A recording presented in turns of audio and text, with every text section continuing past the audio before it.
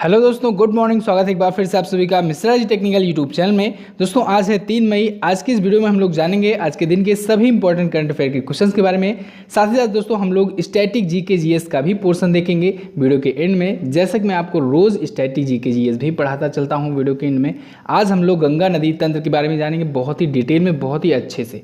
और आज की स्टैटिक जीके जीएस का पॉइंट दोस्तों बहुत ही दमदार होने वाला है, तो पूरी वीडियो आपको एंड तक देखना है। साथ ही साथ दोस्तों करंट अफेयर का आप लोग रिवीजन भी करते चलोगे, तो आप लोग वीडियो का एक भी पॉइंट मिस मत कीजिएगा। चलिए दोस्तों बात करते हैं लास्ट डे के क्वेश्चंस की। लास्ट डे का पहला क्वेश्चन मैंने आपसे पूछा था, हाल ही में पीयूष श्रीवास्तव को कहाँ पर भारत का राजदूत नियुक्त किया गया है? तो इनको बहरीन में नियुक्त किया गया है भारत का राजदूत। अगला, 30 अप्रैल 2020 को संयुक्त राष्ट्र में भारत के प्रतिनिधि पद से कौन सेवानिवृत्त हुए?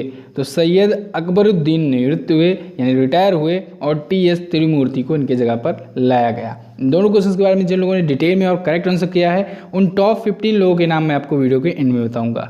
चलिए बात करते हैं आज के दिन के पहले क्वेश्चन की। पहला क्वेश्चन है, आयुष मंत्रालय ने कहाँ की पुलिस के साथ मिलकर आयु रक्षा कार्यक्रम का आयोजन किया? तो आयुष मंत्रालय ने दोस्तों दिल्ली पुलिस के साथ मिलकर के आयु रक्षा कार्यक्रम शुरू किया है। आयु रक्षा कार्यक्रम, इसका पूरा नाम होगा आयु रक्षा कोरोना से जंग दिल्ली पुलिस के संग। तो दोस्तों कोविड-19 के खिलाफ लड़ने के लिए और आयुर्वेद के सरल उपायों की मदद से लोगों के बीच में लोगों की इम्यूनिटी को और ज़्यादा बूस्टअप करने के लिए, इम्यूनिटी बढ़ाने के लिए ही ये आयोजित किया गया है। क्लियर है? किसके द्वारा? आयुष मंत्रालय के द्वारा। अच्छा, आयुष का आप लोग फुल फॉर्म जानते हैं क्या? AYUSH। आयुष एक्चुअली में इसका पूरा नाम होता है, एक फुल फॉर्म होता है। ए से होता है आयुर्वेद, वाई से होता है योगा और प्राकृतिक चिकित्सा, और वहीं यू से होता है यूनानी, एस से होता है सिद्धा, और एच से होता है होम्योपैथिक मंत्रालय। यानी कि इतने डिपार्टमेंट को मिला करके बना है आयुष मंत्रालय। ठीक है, तो आयुष मंत्रालय के राज्य मंत्री हैं स्वतंत्र प्रभार वर्तमान में श्रीपाद यसो नायक जी। इनका नाम आप लोग को याद रखना है। तो अभी हाल ही में अखिल भारतीय आयुर्वेद संस्थान यानी कि all India institute of Ayurveda ने दोस्तों दिल्ली पुलिस के साथ मिलकर आयु रक्षा कार्यक्रम लॉन्च किया है। अच्छा, दिल्ली सरकार ने इससे पहले भी कई योजनाएं लाई हैं, जैसे कि 5T प्लान लाए थे, ऑपरेशन शील्ड लाए थे। ये दोनों ही बहुत ही चर्चित अभियान था दिल्ली पुलिस का, दिल्ली सरकार का कहें। चलिए बात करते हैं अगले क्वेश्चन की। नेक्स्ट है, फीफा ने स्वास्थ्य कर्मियों को सम्मानित करने के लिए कौन सा कैंपेन चलाया? तो अभी हाल ही में फीफा ने दोस्तों #WeWillWin नाम का एक कैंपेन शुरू किया है। किसके लिए? स्वास्थ्य कर्मियों को सम्मानित करने के लिए। अब चूंकि कोविड-19 महामारी के दौरान दोस्तों स्वास्थ्य कर्मी दिन रात मेहनत करके लगे हुए हैं लोगों को बचाने के लिए, तो उन्हें सम्मानित करने के लिए फीफा ने एक कैंपेन शुरू किया है #WeWillWin। ठीक है, तो फीफा ने इसके लिए एक वीडियो मैसेज भी जारी किया है, और इस वीडियो मैसेज में खास बात यह है कि भारत के जो पूर्व फुटबॉलर थे वाईचुंग भूटिया, जिन्हें भाईचुंग भूटिया भी कहते हैं, तो इनका भी एक थोड़ा सा मैसेज उसमें शामिल है। ठीक है, तो वाईचुंग भूटिया जो है दोस्तों, ये 50 सबसे पुराने और वर्तमान स्टार जो फुटबॉलर्स हैं उनमें से एक एम्बेसडर ये भी शामिल हैं। ठीक है, तो इस वीडियो मैसेज के माध्यम से #WeWillWin अभियान शुरू किया फीफा ने। अब फीफा के बारे में हम लोग जानते हैं। फीफा दोस्तों federation international D football association, इसकी स्थापना हुई थी 1904 में। स्थापना कहाँ पर हुई थी? पेरिस में हुई थी, फ्रांस में। लेकिन हेडक्वार्टर कहाँ पर है? ये है ज्यूरिख में, स्विट्जरलैंड में। और इसके वर्तमान में अध्यक्ष हैं गियानी इन्फेंटिनो जी। फीफा ने दोस्तों अभी हाल ही में एक नवीनतम रैंकिंग जारी की थी अपनी फुटबॉल की। उसमें भारत आया था इस बार 108वें स्थान पर। फर्स्ट पर बेल्जियम इस बार भी है। ठीक है, और फीफा का अंडर-17 महिला वर्ल्ड कप होने वाला था इंडिया में, जो कि पोस्टपोन कर दिया गया है। और एक पॉइंट याद रखिएगा, फीफा ने एक और कैंपेन अभी कुछ ही दिन पहले लॉन्च किया था, pass the message to kick out corona virus, और इसमें इंडिया की तरफ से सुनील छेत्री को बनाया गया था एम्बेसडर। क्लियर है? नेक्स्ट बात करते हैं। अगला है, हाल ही में किसने प्रोफेसर BB लाल इंडिया रीडिस्कवर ई बुक का विमोचन किया? तो अभी हाल ही में दोस्तों प्रहलाद सिंह पटेल जी, जो कि केंद्रीय संस्कृति मंत्री हैं, इन्होंने प्रोफेसर BB लाल इंडिया रीडिस्कवर नाम की ई बुक को लॉन्च किया है। क्योंकि बुक तो लॉन्च होने का कोई मतलब नहीं है, लॉकडाउन चल रहा है, तो ई बुक लॉन्च किया गया है। प्रोफेसर BB लाल ये थे कौन? प्रोफेसर BB लाल दोस्तों एक महान पुरातत्वविद थे, आर्कियोलॉजिस्ट थे। तो इन्हीं की 100वीं जयंती थी, तो इनकी 100वीं जयंती के अवसर पर ये बुक लॉन्च की गई है। ठीक है, प्रोफेसर BB लाल इंडिया रीडिस्कवर्ड। तो इस ई बुक में इनके योगदान के बारे में वर्णन किया गया है, डिटेल में लिखा गया है। तो प्रहलाद सिंह पटेल जो कि केंद्रीय संस्कृति मंत्री हैं, इन्होंने इसे लॉन्च किया है। नेक्स्ट बात करते हैं। अगला है MSME मंत्रालय के नए सचिव कौन बनाए गए। तो अभी हाल ही में अरविंद कुमार शर्मा जी को बनाया गया MSME मंत्रालय का नया सचिव। MSME का मतलब होता है micro small and medium enterprises. तो इसके नए सेक्रेटरी बनाए गए हैं अरविंद कुमार शर्मा जी। अरविंद कुमार शर्मा दोस्तों गुजरात कैडर के 1988 बैच के IAS ऑफिसर हैं और इससे पहले अभी ये PMO ऑफिस में एडिशनल सेक्रेटरी थे। तो अब बन गए MSME मिनिस्ट्री के नए सेक्रेटरी। क्लियर है। नेक्स्ट बात करते हैं। अगला है NCSTC और DST ने कोविड-19 से निपटने के लिए कौन सा कार्यक्रम लॉन्च किया। तो अभी हाल ही में NCSTC ने DST यानी department of science and technology के साथ मिल करके दोस्तों S नाम का YASH नाम का एक कार्यक्रम, एक प्रोग्राम शुरू किया है। ये क्या है, पहले तो YAS का फुल फॉर्म जानिए। इसका फुल फॉर्म होता है year of awareness on science and health. क्या है, year of awareness on science and health. तो इस नाम का एक कैंपेन शुरू किया है, एक प्रोग्राम शुरू किया है। ठीक है, क्यों शुरू किया गया है, तो दोस्तों कोरोना को लेकर के कुछ अंधविश्वास भी फैलते रहते हैं। लोग दवाइयों को ना प्रेफर करके अंधविश्वासों पर ध्यान देते हैं। अभी बिहार से काफ़ी सारी घटनाएं आ रही थी, राजस्थान, उत्तर प्रदेश, लगातार हर इन राज्यों से कुछ अंधविश्वास, कुछ अफवाहें फैलती रहती हैं। ठीक है, तो उनको ख़त्म करने के लिए, लोगों को अवेयर करने के लिए और लोगों को ये बताने के लिए कि इसका इलाज साइंस और टेक्नोलॉजी के माध्यम से ही पॉसिबल है और इसी वजह से साइंस और हेल्थ पर अवेयरनेस फैलाने के लिए ये कार्यक्रम शुरू किया गया है। इसका फुल फॉर्म आप लोग पढ़ेंगे तो भी आपको आइडिया लग जाएगा, जैसे कि इसका फुल फॉर्म है year of awareness on science and health. Clear. अब ये क्या है, NCSTC क्या है, इसका फुल फॉर्म होता है national council for science and technology communication. तो इसने अभी हाल ही में department of science and technology के साथ मिलकर के ये शुरू किया है। क्लियर। नेक्स्ट बात करते हैं। अगला है पुणे के defence institute of advance technology ने किस नाम से माइक्रोवेव स्टेलाइजर डेवलप किया। तो अभी हाल ही में दोस्तों अतुल्या नाम का एक माइक्रोवेव स्टेलाइजर डेवलप किया गया है। किसके द्वारा, पुणे के defence institute of advance technology के द्वारा। अब सबसे पहले जानिए ये माइक्रोवेव स्टेलाइजर होता क्या है। अभी तक आप लोगों ने सैनिटाइजर सुना, अब ये स्टेलाइजर क्या होता है। तो दोस्तों माइक्रोवेव स्टेलाइजर, सबसे पहले स्टेलाइजर के बारे में समझते हैं।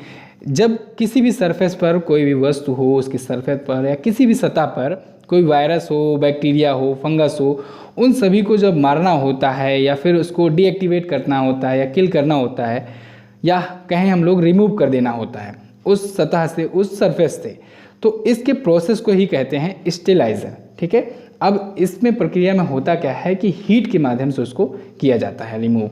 ठीक है, तो जब इसे माइक्रोवेव हीटिंग के थ्रू यानी माइक्रोवेव के इस्तेमाल से इसे हटाया जाए, इस प्रक्रिया को पूरी किया जाए, तो उसे कहेंगे माइक्रोवेव स्टेलाइजर। क्लियर। अब इसमें जो ये अतुल्य शुरू किया गया है, इसमें होगा ये कि 56 से 60 डिग्री सेल्सियस तक, मैंने अभी बताया आपको हीट करके, तो 56 से 60 डिग्री सेल्सियस तक माइक्रोवेव हीटिंग के थ्रू इनको कोविड-19 की जो वायरस है उसको हटाया जाएगा, रिमूव किया जाएगा। तो वस्तुओं को स्टेलाइज करने के लिए ये किया गया है। ठीक है, पुणे नगर निगम ने ही दोस्तों अभी हाल ही में संयम ऐप लॉन्च किया था, इसे भी ध्यान रखना है, पुणे से इसको भी कनेक्ट कर सकते हैं आप लोग। ठीक है, अगला देखते हैं। हाल ही में किसे एशिया प्रशांत क्षेत्र से फेड कप हार्ट अवार्ड के लिए नामांकित किया गया। तो अभी हाल ही में दोस्तों एशिया पैसिफिक रीजन या एशिया प्रशांत क्षेत्र से सानिया मिर्जा को और प्रेसिका मेडलिन को, इन दोनों को दोस्तों फेड कप हार्ट अवार्ड के लिए नामांकित किया गया है। ठीक है, ध्यान रखिएगा, अभी इन्हें नामांकित किया गया है। ठीक है, अभी अवार्ड विनर नहीं है। अवार्ड कौन जीतेगा, अवार्ड वो जीतेगा जिसके वोट सबसे ज़्यादा होंगे। इसके लिए वोटिंग की जा रही है, ऑनलाइन वोटिंग, वो 1 मई से स्टार्ट है, 8 मई तक वोटिंग होगी। तो वोटिंग के बाद ही विनर डिसाइड होगा। ठीक है, अब इसमें सानिया मिर्जा जो है ये दोस्तों भारत की स्टार प्लेयर हैं टेनिस की, ये तो आप जानते ही हैं। और जो प्रिस्का मेडलिन है, इनका पूरा नाम है प्रिस्का मेडलिन नुगुरहो, ये इंडोनेशिया की हैं। तो ये दोनों एशिया पैसिफिक रीजन से चुनी गई हैं। नेक्स्ट बात करते हैं। अगला है परिवहन एवं राजमार्ग मंत्रालय के सचिव का पदभार किसने ग्रहण किया। तो अभी हाल ही में दोस्तों ministry of road transport and highways के नए सेक्रेटरी बनाए गए गिरधर अरमाने। कौन, गिरधर अरमाने। गिरधर अरमाने कौन है, ये आंध्र प्रदेश कैडर के 1988 बैच के IAS ऑफिसर हैं और अभी इनको संजीव रंजन जी के स्थान पर नियुक्त किया गया है ministry of road transport and highways का नया सेक्रेटरी। क्लियर है। अच्छा, ये नियुक्तिकर्ता कौन है? तो दोस्तों याद रखिएगा, जितने भी सचिव होते हैं, जितने भी सेक्रेटरी वगैरह होते हैं या सलाहकार होते हैं, उनकी नियुक्ति की जाती है प्रधानमंत्री मोदी जी की अध्यक्षता वाली एक कैबिनेट कमेटी द्वारा। कैबिनेट की एक सिलेक्शन कमेटी होती है, इसकी अध्यक्षता प्रधानमंत्री करते हैं। तो उसी के द्वारा जितने भी सचिव और सलाहकार होते हैं उनकी नियुक्ति होती है। ये बात ध्यान रखिएगा, बार बार बहुत से सचिव आते हैं, बहुत से सलाहकार आते हैं, तो ये चीज़ आपको क्लियर होना चाहिए कि नियुक्तिकर्ता कौन है। कैबिनेट की जो सिलेक्शन कमेटी होती है, ठीक है, उसकी अध्यक्षता नरेंद्र मोदी जी करते हैं इस समय। नेक्स्ट बात करते हैं। नेक्स्ट है CSIR और केंद्रीय सड़क अनुसंधान संस्थान ने किस नाम से एक ऐप डेवलप किया है? तो दोस्तों अभी हाल ही में CSIR CRRI यानी सेंट्रल रोड रिसर्च इंस्टीट्यूट ने, केंद्रीय सड़क अनुसंधान संस्थान ने एक ऐप डेवलप किया है किसान सभा नाम का।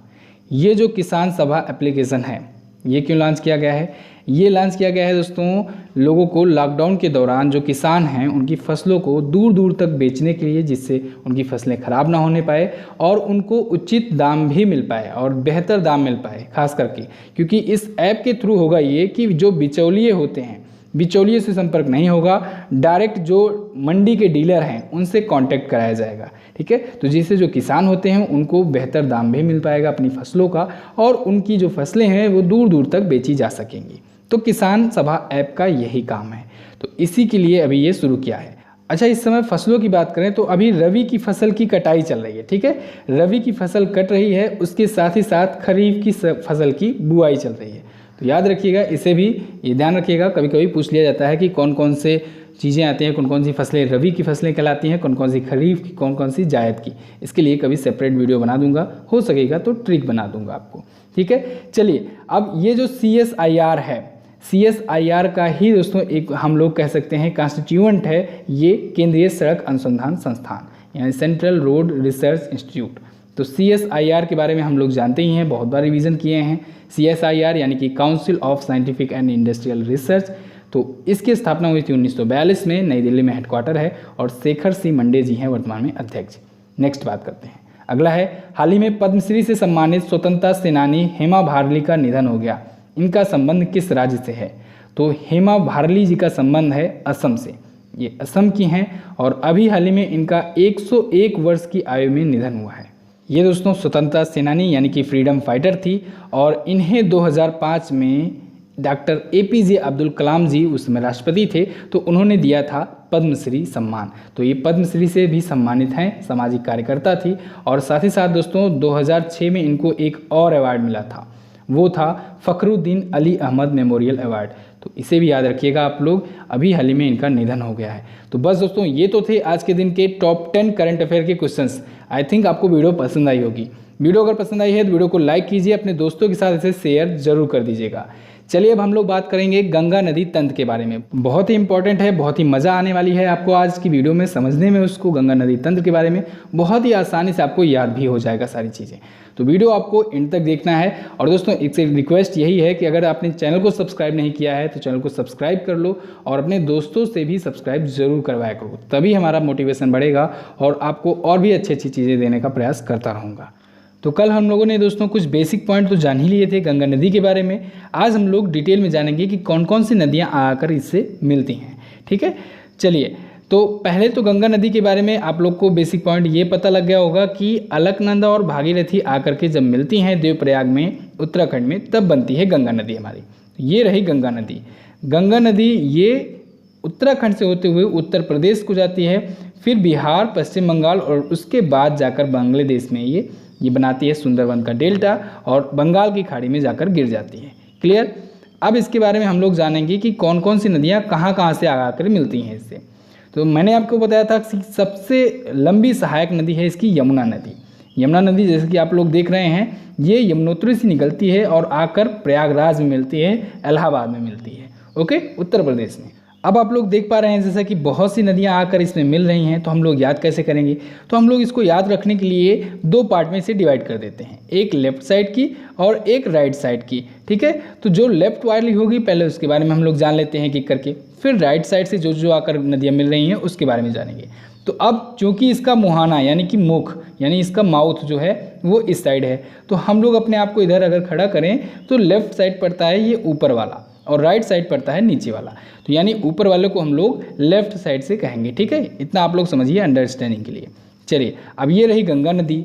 गंगा नदी में देखिए सबसे पहले ये जो नदी आकर मिल रही है इसे कहते हैं रामगंगा। ठीक है, ये रामगंगा जो नदी है ये उत्तराखंड से निकलती है, उत्तराखंड के पैरो गढ़वाल से निकलती है रामगंगा, और ये आकर के यहाँ पर मिलती है। कहाँ पर मिलती है? उत्तर प्रदेश में मिलती है। उत्तर प्रदेश में एक इब्राहिमपुर है, यहीं पर मिलती है रामगंगा। तो पहली सहायक नदी हुई रामगंगा, इसे याद रखिएगा। अगला देखते हैं। अगला ये जो दिख रहा है दोस्तों ये है गोमती नदी। अब ये जो गोमती नदी है ये निकलती है गोमुख ताल से। ठीक है, गोमत ताल, गोमुख ताल इसे कहते हैं, और जनरली इसे फुलर झील के नाम से भी जाना जाता है। कहाँ पर ये पीलीभीत में है। उत्तर प्रदेश की पीलीभीत से निकलती है गोमती नदी, और इसका नाम गोमती नदी इसलिए पड़ा है क्योंकि ये बहुत ही घूमती घूमती आई हुई है, तो इस वजह से इसे घूमती नदी या गोमती नदी कहा जाता है। और ये आकर कहाँ पर मिलती है? तो ये गोमती नदी जो है ये लखनऊ होते हुए आकर मिलती है गाजीपुर से। ठीक है, आज की वीडियो में दोस्तों हम लोग सिर्फ नदियों के बारे में पहले जानेंगे। जैसे मैंने आपको बताया थोड़ा थोड़ा करके हम लोग चलेंगे जिससे आप लोग भूल ना पाओ और कॉन्सेप्ट अच्छे से क्लियर हो जाए। तो आज की वीडियो में हम लोग जानेंगे कौन कौन सी नदी कहाँ कहाँ से निकलती है, कहाँ कहाँ पर आकर मिलती है, और कल की वीडियो में जानेंगे कि कौन कौन सी नदी के किनारे कौन कौन से शहर बसे हैं। तो ये जो लखनऊ दिख रहा है आपको इंपॉर्टेंट टर्म है, गोमती नदी के किनारे बसा शहर है, तो इसे याद रखिएगा, कल इस पर चर्चा करेंगे डिटेल में। तो गोमती नदी यहाँ से निकल करके आती है गाजीपुर में, मिल जाती है सैदपुर में, उत्तर प्रदेश में ही, यानी ये गोमत ताल से निकलती है। इसके बाद आपको दिख रहा है घाघरा। घाघरा नदी ये भी इम्पोर्टेंट नदी है, इम्पोर्टेंट रिवर है। घाघरा नदी कहाँ से निकलती है?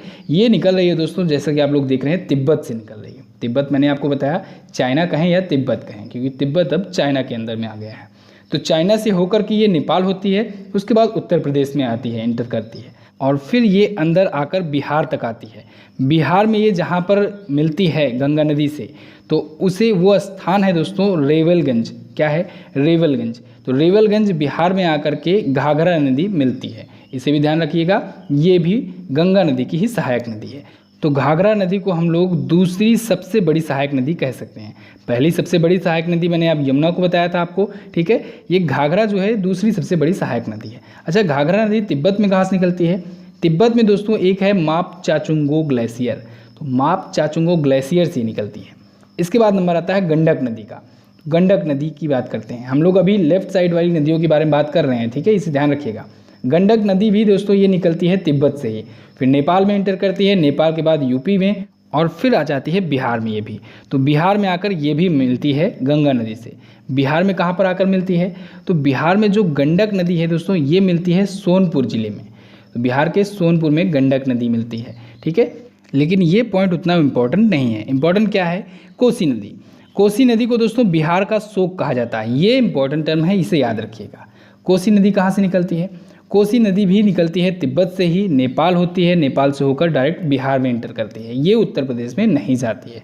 कोसी को बिहार का शोक कहते हैं, ये बहुत इंपॉर्टेंट है, इसे याद रखिएगा। ठीक है, चलिए अब इसके बाद कुछ और नदियां हैं, जैसे महानंदा है, महानंदा है, तीस्ता है, ये आप देख रहे हैं, ब्रह्मपुत्रा है।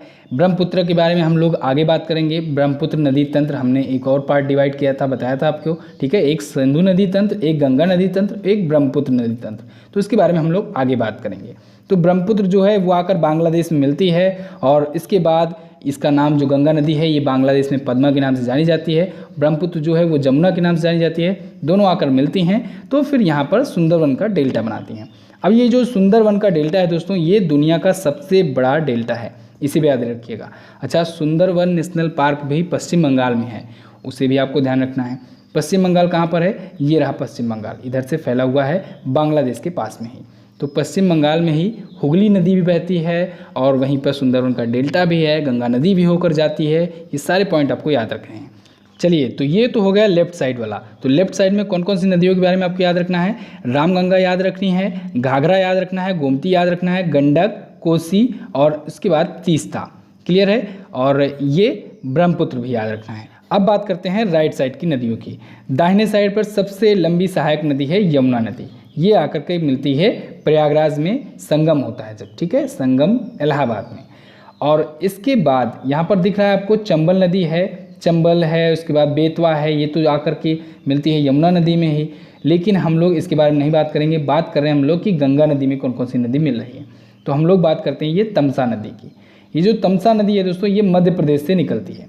मध्य प्रदेश से निकलने के बाद तमसा नदी आकर के, इसे टोंस नदी भी कहा जाता है, और आकर के ये बलिया में उत्तर प्रदेश में मिलती है। कहाँ पर? उत्तर प्रदेश के बलिया ज़िले में मिलती है तमसा नदी, इसे ध्यान रखेंगे आप लोग। आगे इसके बाद सोन नदी है। सोन नदी सबसे इम्पोर्टेंट टर्म है। क्यों? क्योंकि ये पटना में, बिहार में जा कर के मिलती है, और पटना शहर जो है वो सोन नदी के किनारे बसा हुआ है। ये टर्म पूछा गया है, इसे याद रखना है। सोन नदी कहाँ से निकलती है? सोन नदी दोस्तों निकलती तो है बेसिकली ये छत्तीसगढ़ से, छत्तीसगढ़ के अमरकंटक से। फिर ये मध्य प्रदेश होते हुए ये उत्तर प्रदेश में भी जाती है, इंटर करती है, और जाकर के बिहार में भी इंटर करती है, और पटना में मिल जाती है गंगा नदी से। क्लियर? फिर एक और नदी है आगे, दामोदर नदी। दामोदर नदी निकलती है दोस्तों झारखंड में, छोटा नागपुर के पठार से। ये झारखंड से होते हुए निकलती है, डायरेक्ट जाती है पश्चिम बंगाल में। पश्चिम बंगाल में ये हुगली नदी में मिल जाती है। हुगली नदी के किनारे बसा शहर कोलकाता है, इसको आपको याद रखना है। और अगर आपको याद हो, हुगली नदी के ही नीचे तो दोस्तों बनाया जा रहा है कोलकाता मेट्रो के द्वारा पहली बार अंडर वाटर मेट्रो चलाई जाएगी, ये भी आपको याद रखना है। हुगली नदी अब ये जाकर मिलती है कहाँ पर? पश्चिम बंगाल में ही मिलती है गंगा नदी से। यानी कि दामोदर नदी पहले जाती है पश्चिम बंगाल में, पश्चिम बंगाल में हुगली नदी से मिली, और हुगली नदी जाकर के गंगा नदी से मिली। क्लियर? फिर गंगा नदी जब बांग्लादेश में एंटर की तो वो कहलाई पद्मा, और ये जाकर के ये मुहाना अपना बनाए पश्चिम बंगाल की खाड़ी में, सुंदरवन की डेल्टा में। क्लियर? बिल्कुल इतना। अच्छा, अब पश्चिम बंगाल का शोक कहा जाता है दामोदर नदी को, ये भी पॉइंट आपको याद रखना है। एक तो कोसी को बिहार का शोक, दामोदर नदी को पश्चिम बंगाल का शोक कहते हैं। इन दोनों पॉइंट को याद रखना है। तो ये तो थे दोस्तों गंगा नदी तंत्र। आई थिंक आपको काफ़ी कुछ जानकारी मिली होगी। अगर आपको वीडियो अच्छी लगी है, जानकारी मिलती है, तो आप लोग लाइक और शेयर करके हमारा उत्साह जरूर बढ़ाया करिए। अब कल की वीडियो में हम लोग क्या क्या जानेंगे? कल की वीडियो में जानेंगे कि नदियों के किनारे कौन कौन से शहर बसे हुए हैं। जैसे आप लोग देख रहे हैं यमुना नदी है, इसके किनारे बड़े बड़े शहर हैं, नई दिल्ली है, ठीक है, आगरा है, मथुरा है। उसके बाद आगे आते ये इलाहाबाद में मिल जाती है। गंगा नदी के किनारे बहुत बड़े बड़े शहर हैं, कानपुर है, इलाहाबाद खुद है, वाराणसी है, उसके बाद पटना में है, ठीक है। तो ये सारी चीज़ें आपको याद रखते चलनी है। कल की वीडियो में इसको हम लोग डिटेल में चर्चा करेंगे। आज की वीडियो में इतना ही रखते हैं। अब वीडियो देख लियो दोस्तों, तो MZT ऐप पर जाओ और इसकी क्विज़ भी सॉल्व कर लो। स्टैटिक जीके जीएस की भी क्विज आती है, वो क्विज आती है 12 बजे के आसपास में। तो आप लोग स्टैटिक जीके जीएस वाली भी क्विज सॉल्व किया करो, और सुबह की करंट अफेयर की भी क्विज जरूर सॉल्व किया करो। MZT ऐप से लिंक डिस्क्रिप्शन में दिया गया है, वहाँ से जाकर ऐप डाउनलोड कर सकते हो, और वहाँ पर आप लोग सिर्फ 5 रुपये में किसी भी एग्जाम का मॉक टेस्ट सॉल्व कर सकते हो, और साथ ही में 15 रुपये की ई बुक भी आप लोग परचेज कर सकते हो। तो आई होप आपको आज की वीडियो से काफ़ी कुछ सीखने को मिला होगा और बहुत ही अच्छे से समझ में आया होगा। कैसे लगी है वीडियो आप लोग कमेंट करके हमें ज़रूर बताइएगा। साथ ही इन दोनों क्वेश्चंस के बारे में डिटेल में ज़रूर आंसर कर दीजिएगा। चलिए बात कर लेते हैं उन लोगों के नाम की जो लोग कल की वीडियो में जो क्वेश्चन पूछे गए थे उनसे उन्होंने डिटेल में और सबसे पहले आंसर किए थे। उनके नाम हैं रविशंकर, गुरुदेव यादव, श्याम शेर कुमार, मनु पांडे, नेहा जायसवाल, चंद्रकेतु कुमार, चांद बाबू, विक्की राज, मुवेरा खातून, साबिर आलम, गुड्डू कुमार, मिथुन कुमार, दीपिका, सुरभि गुप्ता और अवंतिका सिंह। इतने लोगों ने डिटेल में और सबसे पहले आंसर किया है। आप लोग भी डिटेल में आंसर किया करो। तो दोस्तों इस वीडियो में बस इतना ही। कैसी लगी आपको वीडियो आप लोग कमेंट करके हमें जरूर बताइएगा। वीडियो अगर अच्छी लगी है तो लाइक करके हमारा उत्साह बढ़ाइए। साथ ही इन दोनों इंपॉर्टेंट वीडियोस को जरूर देख लीजिएगा, और आने वाली वीडियोस का नोटिफिकेशन पाने के लिए सब्सक्राइब करके बेल आइकन को जरूर दबाएं। मिलते हैं किसी अन्य वीडियो में, तब तक के लिए नमस्कार, जय हिंद, वंदे मातरम।